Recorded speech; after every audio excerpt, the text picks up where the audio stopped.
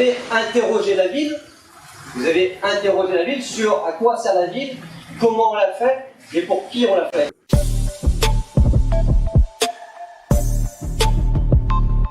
Une pensée particulière pour RSH, pour vous, les habitants qui avez porté le projet à bout de bras, mais également parce que je les trouve toujours un peu invisibles dans ces inaugurations, et pour autant, sans eux, il n'y aurait pas d'inauguration. Les femmes et les hommes qui ont bossé sur ce chantier, vous m'avez présenté tout à l'heure, je pense que ça a été un sacré chantier. Il y a des gens pour reprendre ces façades, il y a des gens pour reprendre ces toitures, il y a des gens pour tirer l'électricité. Je pense qu'il faut aussi leur dire merci pour le beau travail qu'ils ont réalisé, et dans des conditions, on en parlait tout à l'heure, loin d'être évidentes. Je vous avoue que d'abord, c'est pas notre projet, vous l'avez bien dit. Nous, on arrive tout jeune au milieu de cette histoire-là.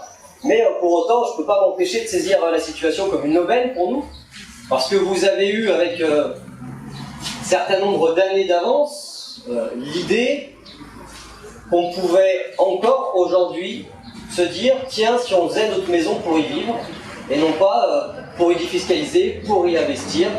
Et moi je pense qu'avec Renaud Père, avec Raphaël Michaud, on est de ces gens-là qui aujourd'hui voulons rendre cette idée qui était hier marginale, majoritaire dans notre vie. Alors du coup c'est une aubaine parce qu'on passe notre temps à voir passer les permis de construire depuis 1 an, on passe notre temps à avoir des projets qu'on est en train de signer, dans lesquels on se bat pour renforcer tout le volet non spéculatif des projets, que ce soit à travers le logement social, que ce soit à travers le bail réel et solidaire, que ce soit bien sûr avec les habitats coopératifs. Mais bon, le temps de l'urbanisme étant ce qu'il est, ce qu'on signe nous aujourd'hui verra le jour dans 2-3 ans. 2-3 ans, peut-être 7 ou 11, d'après ce que vous m'avez raconté tout à l'heure. Donc forcément une aubaine parce que vous êtes la bonne illustration de la politique que nous voulons mener, et vous, votre projet avec clos, il est là, il est tangible, on peut le toucher. Alors un projet tant dans la méthode, mais aussi dans le lieu. Vous m'excuserez, je vais être un petit peu rabat-joie, mais on n'est pas à un endroit anodin ici, on est en plein cœur de la Guillotière. On est quand même dans un de ces quartiers qui a le plus subi la flambée immobilière de ces dernières années. Alors bon, le marketing immobilier dira c'est un quartier gagnant. Moi j'ai un peu tendance à dire c'est un quartier victime, peut-être parce que moi j'y habite. Bon, je suis un petit peu rabat-joie, on me dit tant mais victime, tu vas un peu fort. Il y a des gens qui ont investi hier, ils ont acheté leur appartement 100 000 €, aujourd'hui il en vaut 300 000 €. C'est tant mieux pour eux, c'est bien pour les habitants. Non, c'est bien pour des multipropriétaires, des gens qui ont des logements en bloc, des immeubles entiers, des professionnels du Airbnb qui aujourd'hui ont un parc immobilier. Alors eux, on va se le dire, hein, c'est gagnant. C'est gagnant, leur argent est beaucoup mieux placé dans nos murs que sur leur livret A, il n'y a pas de doute. Par contre, quand on parle du propriétaire, du petit propriétaire, celui qui a sa maison, il se retrouve aujourd'hui entre Guillotière et Jean Basset avec un appartement qui coûte cher. Et qui coûte cher au milieu d'autres appartements qui coûtent cher. Donc si vous aviez le projet de tout plaquer demain pour partir faire une petite aventure au fin fond du Cantal, je vous le confirme, c'est une belle opération financière.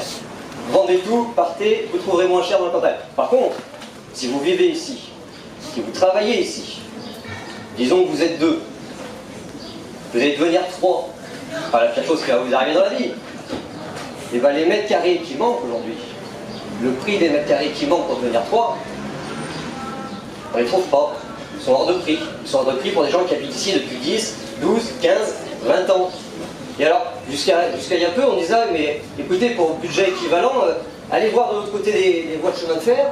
Au niveau de Gerland, il y a du logement qui sort, et pour budget équivalent, vous allez trouver quelques mètres carrés en plus. Bon, bah, quand on est arrivé jusqu'aux voies de chemin de fer, maintenant on vous dit, allez voir de l'autre côté du périph'. Parce que là-bas aussi, ça a augmenté. Voilà un peu la réalité quand même de notre territoire, et il faut le dire. C'est quoi la réalité humaine derrière l'inflation de tout le produit immobilier?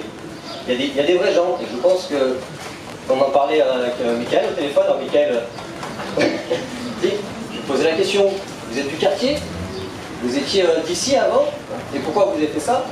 Pour la constat que vous avez dit très bien tout à l'heure, parce que vous avez constaté que vous ne pouviez plus vivre dans votre propre quartier, que vous ne pouviez pas acheter seul.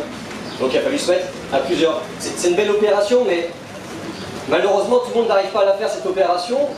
Et aujourd'hui, on a une ville qui a exclu pendant des années, et qui a exclu une partie de sa population jusqu'au paradoxe. Ben, nous, on est des jeunes élus, on est arrivés il y a un an, donc on a fait la tournée des popotes, on a été voir les services publics locaux, les soignants de nos hôpitaux du territoire, j'ai vu les cheminots, j'ai même vu les militaires, parce qu'ils sont nombreux sur notre territoire, et figurez-vous que tous ces gens-là ont un point commun, et ben ils n'arrivent pas à employer. Ils nous disent, on a plein de postes, on n'arrive pas à pourvoir. On n'est quand même pas dans une période de plein emploi en France. Comment ça se fait que vous n'arrivez pas à pourvoir? Ils disent, ben, parce que nos salaires contre compte ne correspondent pas à la réalité des logements du secteur, ne correspondent pas à la réalité des logements de lieu. On ne peut pas attirer des gens pour remplir les postes parce que les gens ne peuvent pas se loger à proximité de leur travail. Alors je parle du coup social, mais parlons aussi écologie. Tous ces gens dont on parlait tout à l'heure, qui rentrent dans la ville tous les matins pour travailler, qui font vivre la ville, qui sortent de la ville tous les soirs dans un mouvement de balancier, majoritairement en bagnole, participent fortement de la catastrophe écologique que nous sommes en train de vivre. Bon, je sens que j'ai plombé un peu l'ambiance. Je suis désolé, je n'ai pas un tableau qui est un peu noir, mais je pense qu'il faut toute la force de ce contexte-là pour bien comprendre ce que vous avez porté. Vous n'avez pas porté un projet un peu bisounours, sympathique, où on dirait, oh là, des gens qui sont pris en main et qui ont fait quelque chose de bien. Vous avez interrogé la ville, sur à quoi sert la ville, comment on l'a fait et pour qui on l'a fait. Et moi, j'ai réussi un remerciement à faire, c'est à vous, c'est merci de poser cette question-là, merci de ne pas nous laisser tout seuls, finalement, nous ne sommes pas les derniers fous à croire qu'on peut construire du logement parce que le logement est un droit, et non pas construire du logement parce qu'il faut le fiscaliser. Voilà, merci de continuer à poser ces questions-là, je suis très heureux de pouvoir participer à votre inauguration. Je suis également très heureux d'avoir pu valider il y a quelques mois de ça, avec Renaud et Raphaël, un nouveau projet comme le vôtre sur la ZAC des Girondins, avec le collectif des Cardo Ardents. Bon, une fois qu'on aura fini les discours, par contre, il faudra m'expliquer d'où vous sortez tous vos noms, c'est la Garde Bleue, c'est Cardo Ardents, il va y avoir une histoire derrière tout ça. Mais en dehors de ça, je veux quand même dire à ceux qui nous écoutent ici, mais avec qui on va discuter pendant toute la semaine, tous ceux à qui ça trotte dans la tête, parce que c'est quand même pas une idée si militaire que ça dans notre ville. Les gens qui se disent, comme vous avez très bien dit, moi je veux mon logement pour y vivre, je cherche pas à faire un placement bancaire. Donc tous ces gens-là qui aujourd'hui ont l'idée qui se trotte dans la tête, allez-y, interrogez quand même, parce que c'est une sacrée aventure de toute évidence, mais on peut vous donner l'assurance que ce coup-ci, vous nous trouverez à côté de vous, et ce coup-ci, on aidera à faire cette belle aventure ensemble.